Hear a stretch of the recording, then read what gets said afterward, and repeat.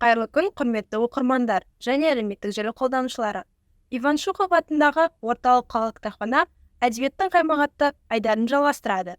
Бүгін сіздердің назарларыңызға Болат Жандарбековтың «Сақтар» Томирис Патшайым атты кітабын ұсынамыз. Құрметті оқырман, бүгін біз сіздермен «Сақтар» тарихи романын талдайтын боламыз. Роман 2 кітаптан тұрады. Соның Томирис атты бірінші кітабы біздің жыл санауымызға дейінгі 6 ғасырда қазақ даласында болған тарихи оқиғаларды оқырмандар алдына тосады. Роман өзінің тарихты деректілігімен маңызды. Бұған келтірілген дәлелдеріміздің бірі тарихи есімдер болса, екіншісі көшпенді тайпалар, сақтардың өмірі, қоғамдық қатынастары, тұрмыс салты, рухани дүниесі.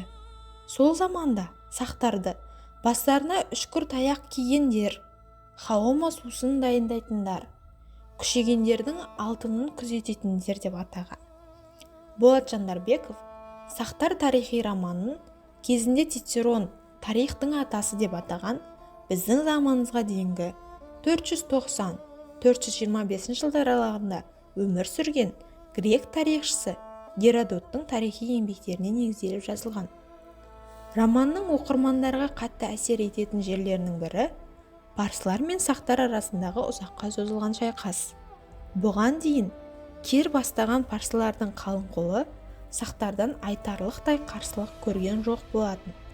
Кир әскерлерінің сақтар даласына тежеусіз өтуі, парсылар қолбасшысының сақтарды ашық бетпе-бет жеңе алмай зұлымдықтарға баруы, шайқастар барысында сақтардың айбынды батыры Рүстемнің қаза болуы, соғыстың ауыр зардаптары тағы басқа романда толық суреттемесін тапқан. Және де олар дерексіз де емес. Мысалы, Геродотта Томиристің баласы Спаргапис парсылардың қолына абайсызда түсіп қалғандығы, кейін шешесінің қолын байламау үшін өзіне қанжар салып өлгені туралы дерек болса, осы заманда жазылған шығарманың авторы осындай бір сәттерді романда тамаша суреттеген.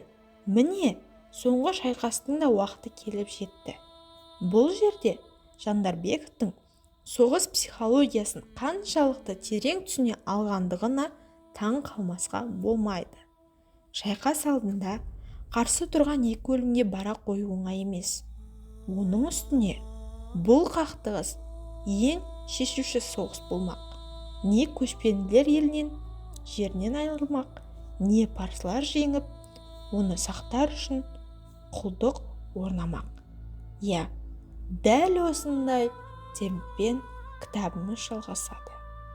Құрметті оқырман, егер де осы кітапты оқығыңыз келсе, Иван Шухов атындағы орталық қалалық кітапханада күтеміз.